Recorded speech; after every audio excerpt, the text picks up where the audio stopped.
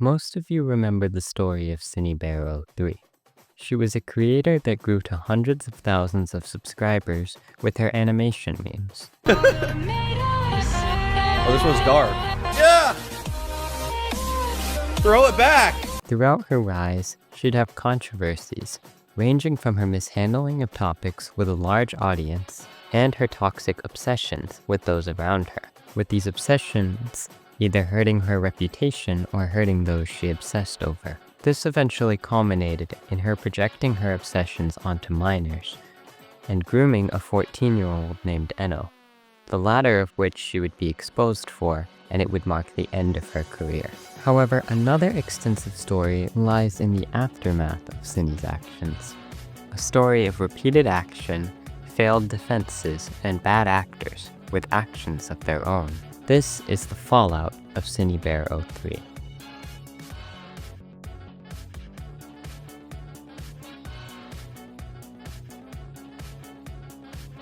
After Synni's apology, it seemed like it was over, with people finally able to find closure, and others beginning to come out against her.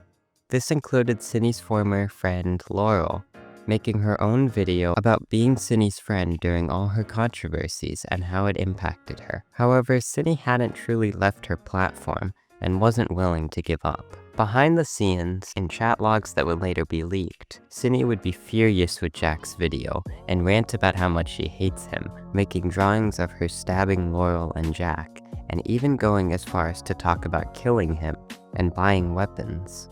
Worst of all, during this time, she was still in contact with Enno, calling them and venting to them about losing Jack, and preparing a response. Not only is Synni still obsessed with Jack, but she's escalated that obsession to a more toxic and seriously dangerous level.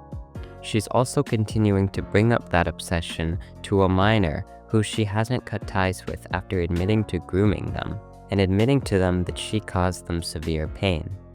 Thankfully, Enno was finally able to cut ties with Synni in late September and has been off the internet for their safety, but the drama with Synnibear03 still wasn't over.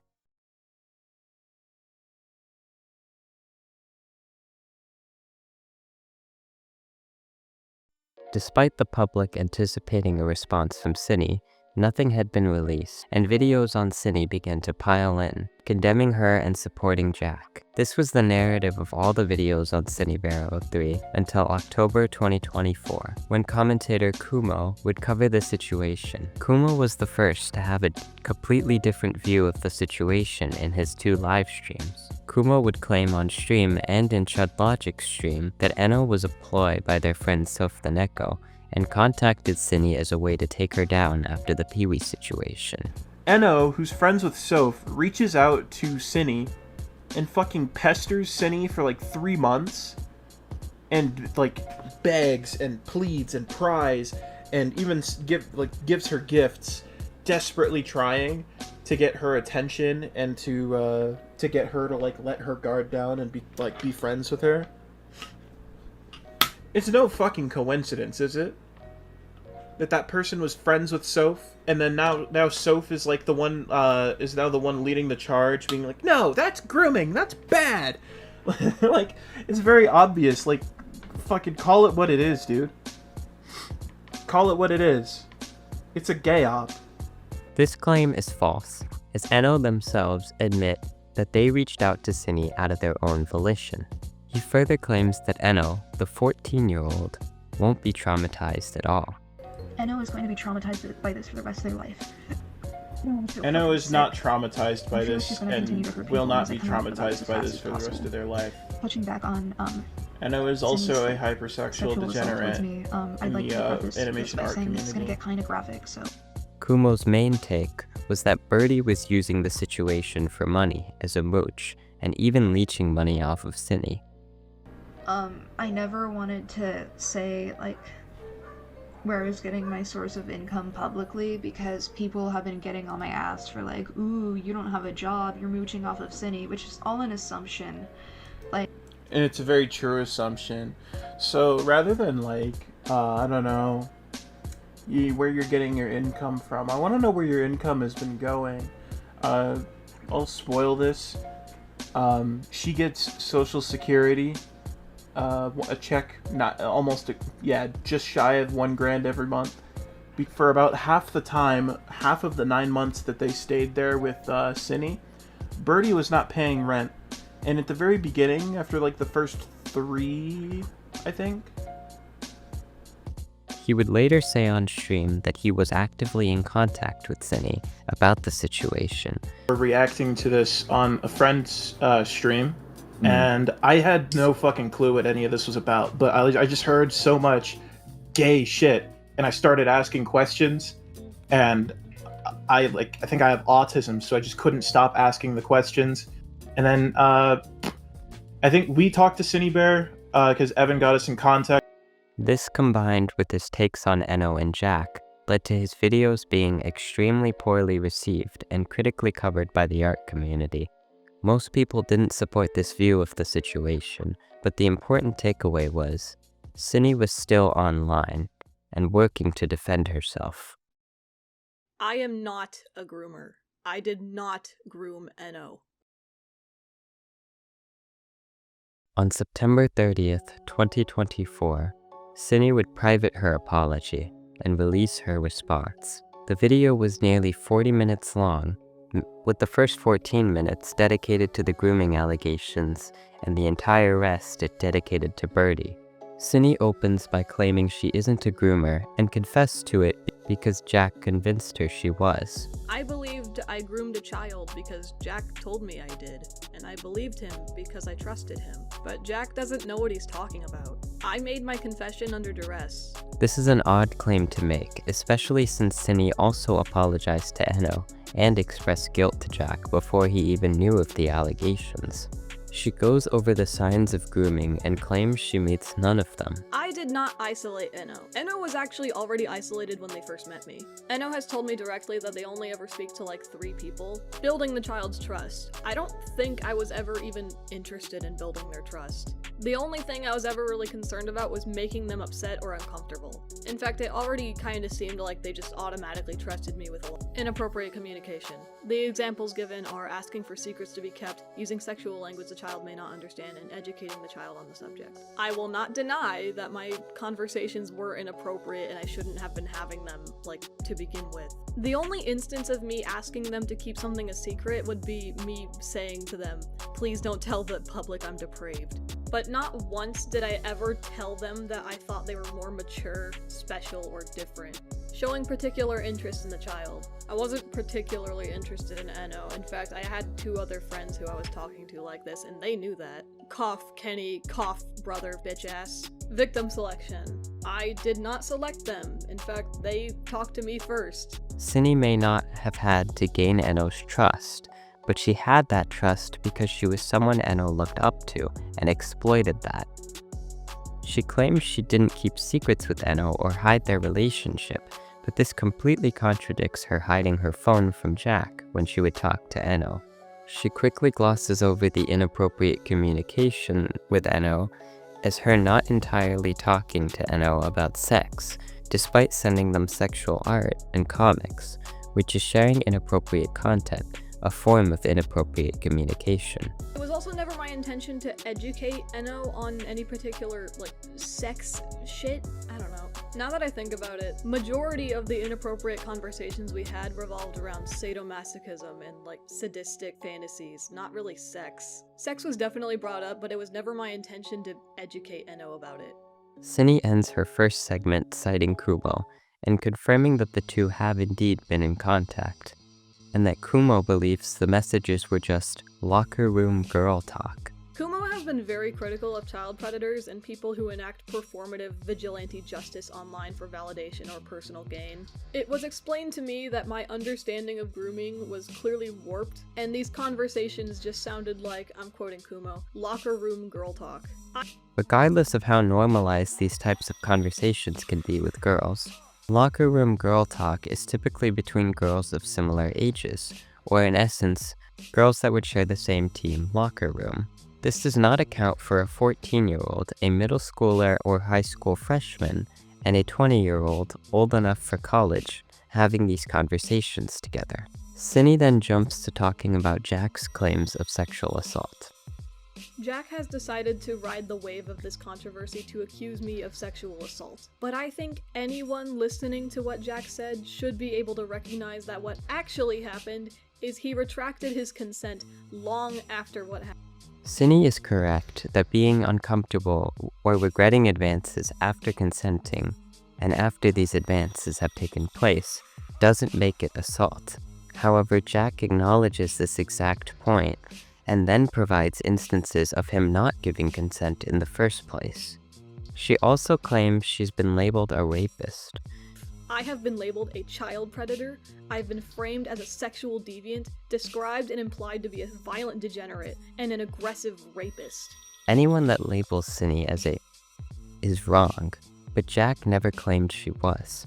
He claimed that she sexually harassed him, and not all sexual harassment, or even all sexual assault, is. Synni then follows Kumo's claims that the GoFundMe Jack made to move away from Synni is a scam. Jack's selling point on the GoFundMe that raised over $10,000 in like 3 days was that he didn't feel safe living with me anymore. As if I'm some sort of evil, deranged, violent rapist that was gonna groom Jack next for saying awful shit about me in the next room. Jack wasn't trying to move out because he was worried you'd assault him. He wanted to move out because he didn't want to live with someone that groomed a 14-year-old. She then goes on a rant about Jack not paying enough for rent. Jack was unemployed and hardly attempted to make any income through commissions. For the 9 months we stayed together, I would say that half of that time I was paying rent in full. We moved in November and Jack hadn't considered splitting rent until February. I had to beg Jack to pay only a third of rent with their social security, and he tried to refuse. That would be a total of a little under $300 a month out of the money that was meant to go toward things like rent. When he's a disabled person that Synni made the choice to take in. I'm moving out soon. My original plan was to move out in January, but things have changed. I'm going cross-country to pick up my friend, so that we can roommate together. They've been an online friend for a long, long time, and they've been dealing with a really unsafe living situation for a while now, so I want to go get him. She also goes on a rant about if other commentators' DMs got leaked, it would have the same reception or be just as bad. If I pulled the DM logs of Turkey Tom when he was 18 to 19, I have to wonder what I could find. If I did the same to Deadwing Dork, Chud Logic, Soph the Neko, I have to wonder. If we dug through every interaction you've ever had online, would there suddenly be more incentive to be nuanced and open-minded? Because those aren't even the things I asked for. However, the situation isn't just DMs being leaked, it's sexual conversations with a 14-year-old, something any other commentator wouldn't do. The rest of the video attacks Jack for not going to his parents for money, despite his parents clearly being abusive, and him being with Synni to escape them. I feel like his family would be more than likely to help him since Jack keeps framing the situation as an emergency. He needs to get away from Synnibear03 right now! She brings up multiple instances of her touching Jack, which isn't how you should act towards a roommate. I've smacked him on the ass, I've grabbed his ass, I've even used his ass as a pillow. I've played with his breasts, and I've always asked if what I was doing bothered him or made him uncomfortable, and he's always said he doesn't mind. He doesn't care. It's fine. She uses Jack occasionally having no reactions to touching as consent, when that's not how consent works, and he wasn't even aware of it. Last time I remember doing this though, he didn't react at all. He was playing with Swirp on the cat tree and I poked him in the ass and he didn't react. He just kept playing with the cat. He didn't even flinch. How am I supposed to know that you don't like what I'm doing if you don't tell me? If you told me before, then it wasn't really clear. You gotta be explicit with me. I'm autistic. I'm stupid. She also confirms there were instances where she would ask him if it was okay after the fact, which isn't consent either. I poked him in the pubic area once and then immediately asked if it was okay to do that, and to be frank, I don't actually have a clear memory of his response. Because I've never had an IRL friend before and I didn't know what kind of touching was and wasn't okay. My brother in Christ, you are an adult. You choose what touching is okay. There is no rule book. She's correct that there was no rule book regarding touching, but repetitively touching your roommate when his boundaries are unclear isn't appropriate. There are some things Jack can be criticized for, like not reading the evidence before talking to Synni and including Eno's tag in his video, but most of Synni's claims are attacks of a private matter, and ranting about helping him in what's supposed to be a response to serious allegations. Synni moves on to address obsessing over Sock's OCs. Let's talk about Boy. Something that keeps getting brought up is the fact that I'm simping over a minor's character. Okay, who fucking cares? The character is an adult, that is what matters. Sock is uncomfortable with how I'm using Boy. They blocked me, I don't care. I think I've made it very clear in the leaked DMs that I think Sock is way too sensitive when it comes to their characters. I think it's insanely stupid to post your characters online and then get upset when people get invested in your work. Synni's right that it is the internet and you can't fully control your characters, but this is still a minor setting these boundaries. And Synni drawing a of Sock's OC after lying about never drawing them again is both dishonest and disgusting. Synni then breaks down about feeling unsafe and about Jack not caring about her, and then about missing Jack. I can't help but think that he wanted me to kill myself. I love him so much, but I can't help but feel like I was used. I did everything for him. I loved him, and I thought he loved me.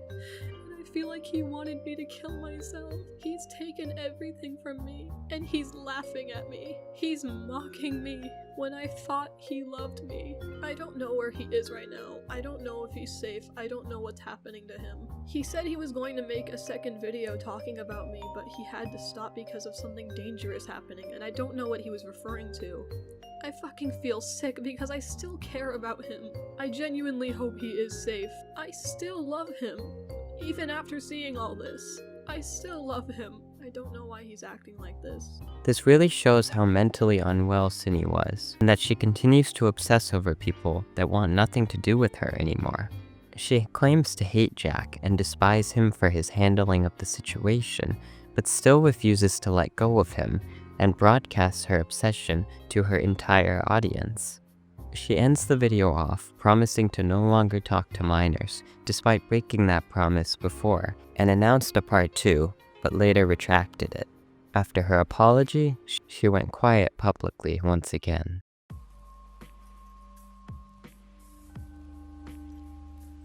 Things would be rash online, with people tearing apart Synni's response, and her friends responding to her jabs at them. However, one friend in particular would make a discovery. In October of 2024, Laurel would create a thread and later publish a Google Doc with a victim, revealing that Synni had inappropriate interactions with another minor before Eno. Synni would meet this minor through Laurel and quickly become close with them when they were 14 and she was 17. This in itself isn't bad. However, Synni would begin to show this minor suggestive artwork of her fantasies, with these artworks being very similar and sometimes the same as the artwork she showed Pee-wee and Eno. This would only continue when Synni turned 18 and the minor turned 15, with her escalating to talking about sexual topics, sending the minor of her and Boy, and allegedly showing them Rule 34 of herself and her previous partners. Part of this was when Synni was a minor herself, and the evidence is scarce, but it only adds to Synni's pattern of behavior around fans and projection of her obsessions onto minors in ways that hurt them. With everything alleged against Synni so far, new allegations constantly coming out, and the failure of her response, most defenders of Synni, even Kumo to an extent, had renounced her. Except for one robot. Debunking SJWs and feminazis too. We criticize reactionists in hopes they get the boot. Just the robot marches on. After announcing an interview with Synni and weeks of silence, Just a Robot uploaded a video taking a new stance on the Synnibear03 situation. Jar believed Synni only admitted to grooming because she felt pressured to, something Synni herself also seems to believe. EDP didn't do that. In fact, there's not one single groomer that I can think of that has ever done that. The only person that I can think of who admitted to being a groomer before Synni was Spockter, but he was innocent. If you've seen my Vincent Skullman video on my old channel, then you know that I've proven that ArtCC people are cartoonishly spineless. Just a little social pressure will make them admit to things that they haven't done. His main defense was to compare Synni's allegations to the pyrocynical situation. Wait a second there, Jaw! The Synni situation and the Pyro situation are completely different. I mean, after all, Pyro didn't know Ivory's age. I think you need to see the next clip after this one. When Ivory linked me his Twitter profile, the age in bio says 16. This is something I acknowledged in my Reddit post, but to be fair, I probably didn't elaborate enough on it. In retrospect, I never should have continued the furry stuff with him once I learnt of his age, even though at the time, I didn't see it as a problem. And last I checked, we pretty much all forgave him. Except Jar excludes key details of both situations that make them drastically different. Pyrocynical engaged in furry roleplay with a 15-year-old at 19, all of which was extremely degenerate, but not in predatory nature or even inherently sexual. During the roleplay, he proves he had no knowledge of Ivory's age. I may have been young myself, but still old enough to know better. But let me be very clear. I had absolutely no idea that he was 15. I absolutely did not lie in my original Reddit post, and I would like to emphasize that. Ivory himself did not disclose to me directly that he was 15. Synni, on the other hand, was 20, with a 14-year-old, making her a year older than Pyro, and Enno a year younger than Ivory. Synni was fully aware that Enno was 14, and actively talked to them about sexual topics and showed them sexual art. Jar includes that both Synni and Pyro talked inappropriately to minors, but neglects that the nature and context of these situations were entirely different. Jar then goes over Enno's doc and deliberately nitpicks the more tame screenshots of the doc. But what about the inappropriate pictures, like her sitting on a pile of sand corpses while hugging Boy? Is hugging porn now or something? There's also pictures of her in boy and bunny outfits. Woo, so scandalous. None of this stuff is actually hardcore corn, it's just softcore corn. For those of you who do not know what softcore corn is, well, think of it like the sexy jutsu from Naruto. Sure, it's a bit risque, but under the law it would not be considered hardcore corn. He then brings up Synni's ship art with Boy as a way to discredit the entire document as a nothing burger. The minor called out Synni for this, and she apologized and made a promise that she would never ever do something like this again. That's good. Now, none of this stuff is wholesome Christian family fun, but it's not that bad. Tons of people have drawn inappropriate pictures of minors' OCs. It's bad, but it's less bad when Synni did it because she was only 2 years older than the minor. If people don't want you to put their OCs in not safe for work situations, you should respect their wishes. But if you draw your OC as a hot anime girl or a big buff man, you should expect people to draw them in not safe for work situations. Personally, guys, just draw not safe for work of me. While brushing over the comic as censored by Synni, when in reality, it was censored by the creators of the document. The absolute worst thing Synni sent was this picture of Boy fingering her avatar. However, it should be noted that the doc maker was not the one who censored this out. It was actually Synni herself. When I first saw this, I thought, yeah, Synni's guilty. But when I found out that she censored the worst parts of this comic herself, it made her look far less guilty than I was previously led to believe. Regardless of censorship, Synni still sent a comic to a 14-year-old and encouraged them to partake in her fantasies. While some of the earlier messages between Synni and Enno were tame, Jar intentionally puts less focus on when Synni's messages to Enno became harmful. He does the same with Jack's allegations, and uses Synni's talking points of retracting consent, despite there being instances of Jack never consenting. Oh no, she said she would kill Jack because it was accusing her of SAing because it rescinded its consent, which is something you can't do. Kind of seems weird that Jack rescinded his consent at the absolute perfect time. Sorry, but if you give me or anyone consent, you can't just take it away months later. You can give your consent when something is happening or about to happen, but not months after the fact. I can't believe I have to explain this, but apparently I did. Jar then victim blames Jack for making it about himself. Let's be honest here, Jack made the video about itself, not the miner. The miner got nothing, and Jack got over $10,000. People are saying poor Jack a lot more than poor Enno. Guys, Jack is a person with autism and BPD, and they grew up getting bashed by the entire internet, which more than likely had an effect on its development. Oh, and also they go by it pronouns, which is not a normal thing, even by trans standards. All of Jar's claims blatantly misrepresent Jack and attack him as a person. Jack has issues and has made many mistakes, but that does not discredit his experience with Synni or his financial need to move away from her. Jack himself even states that he isn't the victim and Enno is, making it not about himself. This is the worst kind of betrayal I've ever felt. And I'm not even the victim in this situation. Like, this isn't even about me. He has an odd conclusion about expecting backlash and being unsure for Synni's future, even bringing up that people tried to talk him out of the video. I'm not gonna lie, I'm a little scared of the backlash I'll get from uploading this video. Both my roommate and my girlfriend try to talk me out of uploading it. They think I'm right, but they don't want to see me fight for so long and so hard like I did in the Peaches drama. By the way, Peaches is someone that became a bad person after everything I did for them, so I don't know if Synni will end up the same way or not. All of which would become more clear as to why in the future. Jar then has an interview with Synni that he had announced prior. He opens by discussing with her that she's straight and didn't pursue Enno with romantic intent. So, Synni, let me ask you something. Are you, you're straight, right? As far as I'm aware. Yeah, now I'm straight too. Sorry. Enno is a female, correct? I got the names mixed up. Enno is AFAB, yeah. Regardless, grooming doesn't have to be romantic, and Synni's sexuality has no influence over what she sent Enno. The two then discuss Jack's allegations. I think it should have been like a red flag to literally everyone when Jack showed like me screaming at him like through text, saying, "I always asked you if it was okay, and you said yes," and like no one mentioned that or like said anything about that. Well, you need to understand this corner of the internet. They're fucking idiots. They will believe what they're told until they're shown the opposite.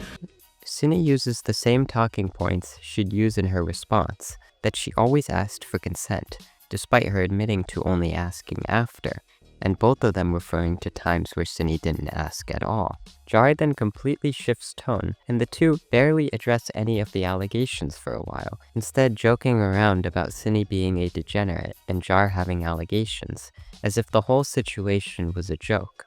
Rude, but anyway. Come on, you're a Coomer. You're like a super Coomer. Like I've seen some of the stuff you've drawn. Don't remind me what everyone's seen. Fuck. Alright. I know you're not looked at in the best light, but I don't actually have any labels to attach to you. Come on. Not even the racist one. I'm too stupid. I don't keep up with everything. The only real point Jar makes is that adults can expose children to sexual things, and that children are often sexual. My dad showed me RoboCop when I was a kid, and that movie had boobies in it. Like, inappropriate things can happen. The kids are saying inappropriate stuff to each other all the time. It's not, like, you're not grooming a kid because you say pee-pee by accident around them, you know what I mean? Both of which are true, but the examples of showing a suggestive anime to your son isn't comparable to sending a minor art and trying to get them to partake in it too, which is different from just exposing them to sexual topics. They also attacked Jack for his suggestive animation video on Synni. I just think it's fucking wild that, like, in Jack's video he's like, "I'm not a freak, unlike Synni. Anyway, here's my animation where Synni takes off her underwear and like strips on a pole." Like the irony is palpable. While it wasn't in best taste to include the animation in a video of such sensitive nature, it was also a video about Jack dealing with leaving Synni, and the animation showed he was close to her. He also explicitly warns people of the content and considers it 16+. Although, I'd like to clarify first that the animation is 16+, just like all of my artwork, and contains suggestive themes. Which is more precaution than Synni has taken. The entire rest of the interview is Jar ranting about similarities to other art community dramas. It's Like, so even after confusing. trying to watch videos about the drama, I was like, wait, is Toby the bad person, or are they calling out a bad person? Like, what the fuck? What am I watching? Toby did bad. It was exaggerated. And then everybody got distracted because the Peaches and Creepshow art stuff happened. And Synni ranting about her former friends. Overall, Jar's video completely misrepresents Jack and nitpicks minor claims to make all the allegations against Synni seem exaggerated. Most of the audience understood this, and the video was heavily scrutinized. But what was scrutinized more was what was revealed afterwards, the true reason Jar defended Synni. People are not just coming away thinking Synni did nothing wrong necessarily, they're thinking Just a Robot is a totally deranged freak. You have pinned your channel to the reputation of someone and you've not even reviewed all the evidence. What is wrong with you? What's wrong with your programming, Mr. Robot? Shortly after Jar's video, streamer Chud Logic would cover the situation and unearth leaked DMs between Synni and Jar, leading up to the video. These DMs would consist of Jar making sexual jokes with Synni, as well as making oddly romantic advances towards her. Chud Logic would later invite Jar on stream and confront him about the leaks. On stream, Jar would admit that he had these conversations behind his girlfriend's back, and had some form of attraction to Synni. I have no sexual interest in Synni at all. But you do, okay, okay, let's say that. Actually, go on. No, actually, I want to take... No. Okay. Maybe I do have sexual interest in Synni. I mean, I'm a straight guy, come on. So I'm going to walk back on that, but I have a girlfriend. I'm not... what part of the logs would you like to go over with me? This turned the public even more against Jar, and destroyed his video's credibility and genuinity, knowing he had made it purely out of bias. This also marked the destruction of one of Synni's only defenses, with Jar privating the video only a day after its release, and things would only get worse for her as the drama came to a close.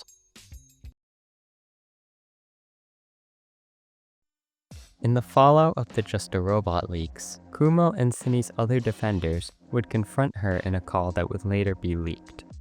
In the call, Kumo would rightfully call out Synni for acting anxious and seeking help from him, whilst acting guilt-free in the Jar interview. I have a problem with how you've effectively lied and have been performative for like the last, I don't know, almost month with me. What do you mean? Well, since the moment you got in contact with Jar, you have had a completely different attitude with me, Barry, Goblin, Evan, anyone else you've spoken to in our group, our support group for you. You've had a completely different attitude from what you said in that interview. I can't entirely sympathize with Kumo, as he was warned that this would happen, but he shows Synni was manipulative towards her defenders, and would act in different ways to earn their support. Kumo then exposes Synni for twisting the advice her supporters gave her, and the comments Jar made to further victimize herself. If you don't like what one of us says, you go to another, and when they tell you to go to me, you went to Jar. Upon realizing that we're upset at you, and that, like, without even trying to understand why, you decide to make yourself the fucking victim instead of trying to communicate with us. You, like, ducked us, and then you refused to talk to any of us unless Goblin was present because Goblin was being fucking nice to you. But the fact that you had the audacity to make yourself the victim. I've seen your DMs. How are you this dishonest with yourself? You sound like you've genuinely convinced yourself that nobody in this group cared about you. Making it clear that Synni still continues to manipulate people into believing she is the true victim.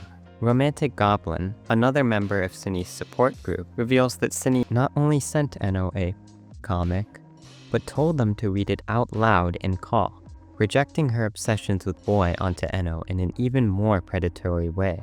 About Enno, and it's one of the things, like, you know, you didn't really tell us this part, you had Enno read out the fucking rape comic in VC? Cinny admits to wanting Enno's reaction and actively getting them to engage in her fetishes. It was mostly just like being able to like hear what her reaction was. Oh, The time. okay. No, we're done. We're done. This was enough to turn Kumo and the rest of Cinny's supporters against her, knowing that she manipulated the story as a means to gain sympathy. I am once again asking for your financial support. Get fucked! Oh. Actually eat shit and die! Fuck all of you! I fucking hate all of you! I want my cat. I want my possessions Bring me back. my fucking stuff! And leave me now. alone, And including my cat. And then leave me alone. And leave me alone and never fucking talk to me again. Cinny ends the call asking Kumo if he's going to hurt her. Are you gonna hurt me? Oh my god! Oh my god. You're actually crazy.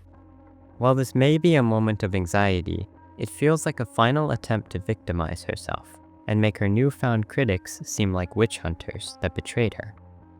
The public didn't sympathize with Kumo, rightfully so, but everyone could tell Cinny had manipulated her defenders and her actions towards Enno were worse than anyone imagined.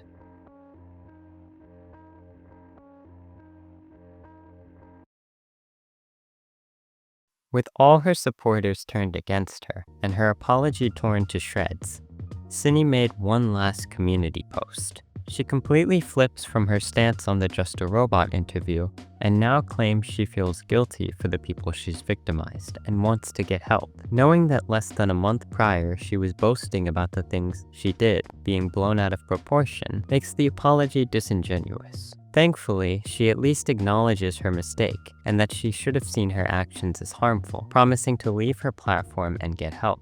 However, this promise isn't entirely set in stone, as on October 18th, Cinny rebranded her Discord, changing her name and art style. She leaves a message for Jack and claims her account is only for her social group. However, we've seen her do this kind of rebrand before with the Lolly Molly channel, and she can use this as an attempt to come back. In the end, Cinny did come back, but not in the way anyone expected, and this time, it involved a figure that had mostly faded out of the drama and a new face that had been brought in. After months of silence, Cinny uploaded a video titled, "Where is my cat?" Thankfully, she first states that the video is not any attempt at a comeback. She details that sometime after the allegations, Jack came back into her apartment and stole her cat, Squirp. Jack took her from my apartment when he left and left her at a friend's house, and I've been fighting by way of the legal system to try and bring her home. It's been a long, drawn-out process.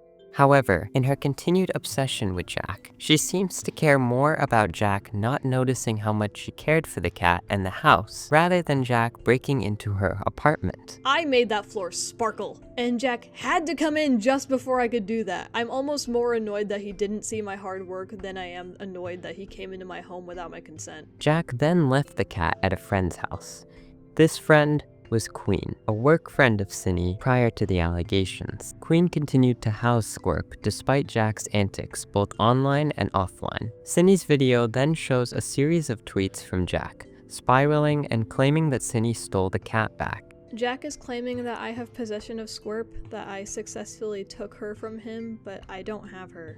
I have no idea where my cat is, and I don't know if he's even aware of where she is. It's somewhat unclear why Jack made these tweets, and if he was intentionally lying about Cinny. However, both he and Cinny seemed to think the cat was missing, when in reality, it was still with Queen. Cinny's video then shows a recording of Cinny threatening Queen to return the cat, because she is the rightful owner, has the microchip, and purchased the cat. Queen refuses, and Cinny storms off, threatening legal action for custody of the cat. Cynthia, why are you even here? I would like to retrieve my cat. No. I don't trust you. I do not trust you with this cat. Go. I want my cat. Cynthia, go. I literally gave you like a court order. Okay, and? Go. Before I call the cops. I will call the cops, Cynthia. really cannot believe you. Okay, I'll tell 911 then. Go. Get. Go. Fuck you. Fuck you. God. Go.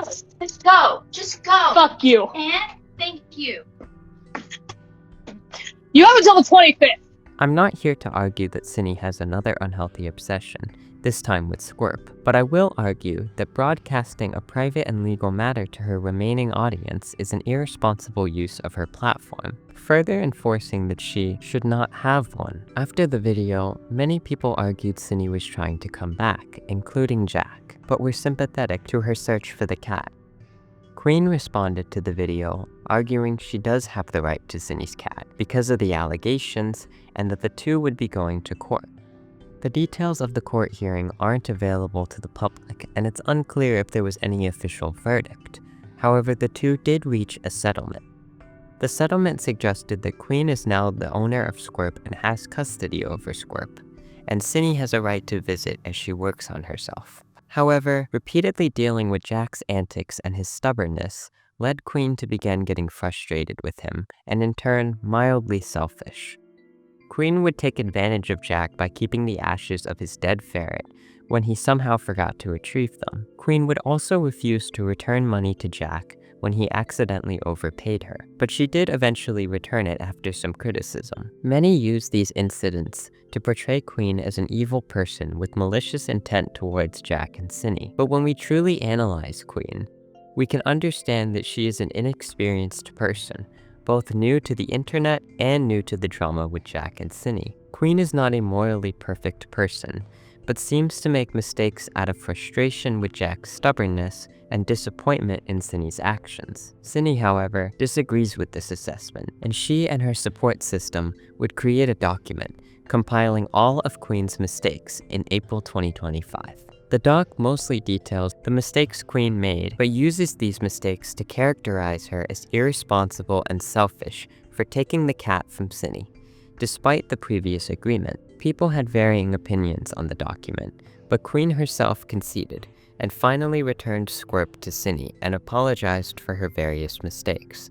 This apology received major backlash, comparable to the backlash of many of Synni's actions, despite being completely different matters. The main justified backlash to Queen was the argument that by keeping Squirp from Synni and being irresponsible, she had made Synni a victim too, and that people could now sympathize with her.